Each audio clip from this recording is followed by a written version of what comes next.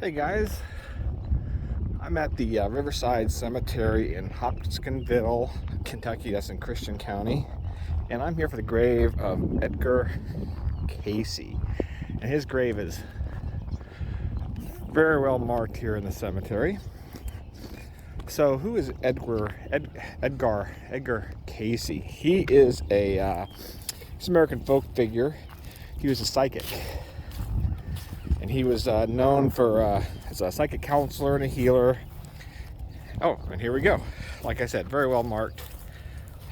Edgar Cayce gravesite. And right there it is. Lots of people have visited here.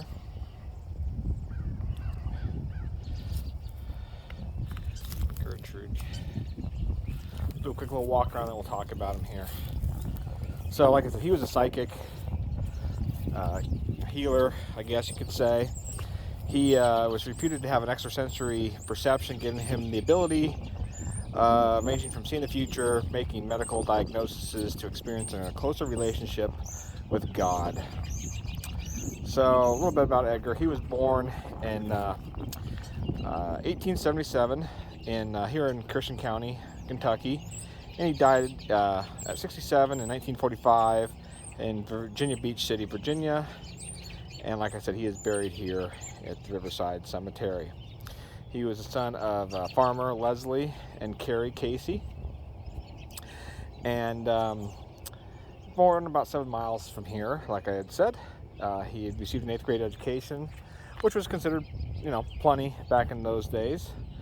He initially worked at a dry goods store and later a bookstore. In 1900, he joined his father selling Woodman of the World insurance. And I'm not seeing any Woodman of the World tombstones here, but they were like a kind of like a I don't want to say like a life insurance, but you could pay and have when you died, you get a tombstone.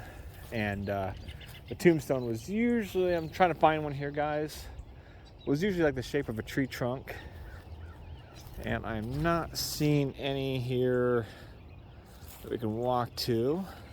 Anyways, selling the Woodman of the World insurance, and in April of 1900, he started working. He was struck by severe laryngitis, and he was unable to speak for quite a while. He remained at home and able to work. And then a stage of hypnosis, kind of a popular entertainment at the time, attempted to cure him. So he tried to use hypnosis to have himself cured. After many sessions, his voice returned. And in one of these sessions, Cayce was given orders to diagnose his own condition and state the cure. Then performed that cure. Minutes later, he came out of that hypnotic trance and was able to speak normally. And after that, he voluntarily began to go into that trance to offer free treatments to others afflicted by unsolved medical problems. His success, got a lot of success that way, and his fame spread as he kind of got into that hypnotic state, and so people came to ask him for for help. And he'd go into that trance and he'd diagnose the problem, and then he'd provide cures. So it moved from regionally, and he eventually went across the country.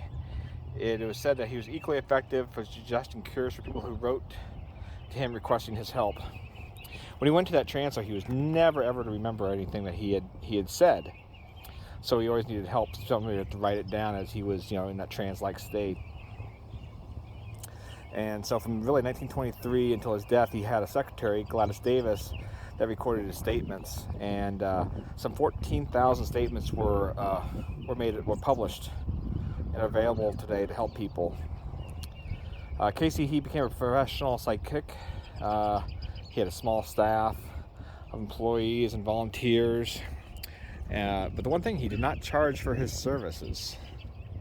They were all kind of relied upon by voluntary contributions. People who made no contributions received the same service as those that did. So quite unusual for the time. Even today, no one gives anything away for free.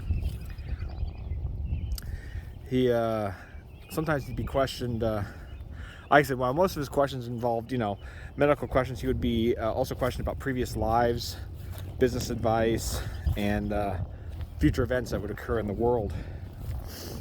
In the next 20 years, he would make a number of predictions, some that seemed pretty unusual at the time, and even today's standards. He predicted that China would become a cradle of Christianity, that the U.S. scientists would discover Atlantis, and the Earth's continents would continue to shift significantly.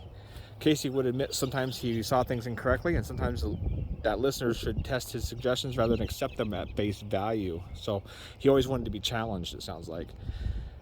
Cayce often described his themes in terms of Christianity, suggesting that all souls were created at the beginning of the universe and that reincarnation exists. That's kind of a couple different, I don't know if reincarnation is I guess it is a Christian theme. A lot of Christians, of course, disputed his, the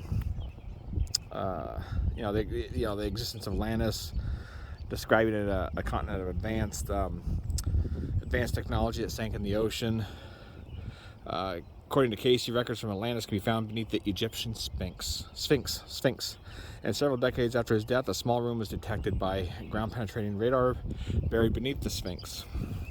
Egyptian officials currently refuse to allow any access or any excavation to that site.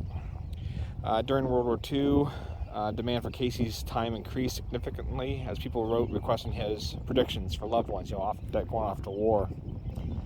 Cayce increased the number of trances to 8 or more a day, even though the trances reportedly, left him really tired and fatigued. And in one trance, he even predicted that the trances would eventually kill him. However, he continued having them in order to serve the public. And on January 2nd, 1945, he suffered a heart attack and passed away the next day in his home in Virginia. So he was married to Gertrude Evans, who died shortly after him. Like I said, Edgar died January 3rd, 1945. His wife would follow him just a few months later in April 1st. Like I said, they're buried here together. They did have several children, at least 3, Hugh, Milton, and Edgar Jr. Milton died here shortly after birth as a child. I'm not quite sure where his children are buried. I didn't do quite that much research on my way here. So let's look at this tombstone here before we leave. Like I said, a lot of people have visited here. Collection of sticks, trinkets, fidget spinner, give to God, bracelets, lots of rocks. So quite a bit of stuff has been left.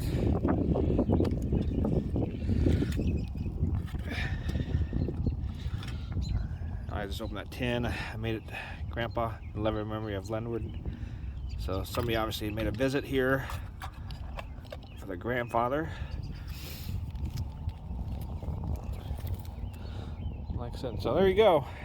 The grave of psychic Edgar. I've struggled to pronounce that. Edgar Cayce, a psychic. A very well marked grave. Like I said, I've got the little garden standee here. This graveside marked. Not too far from the chapel there. Visited site. I wasn't really familiar with him until I got here. So kind of learning a lot as I was talking about him here at the Riverside Cemetery.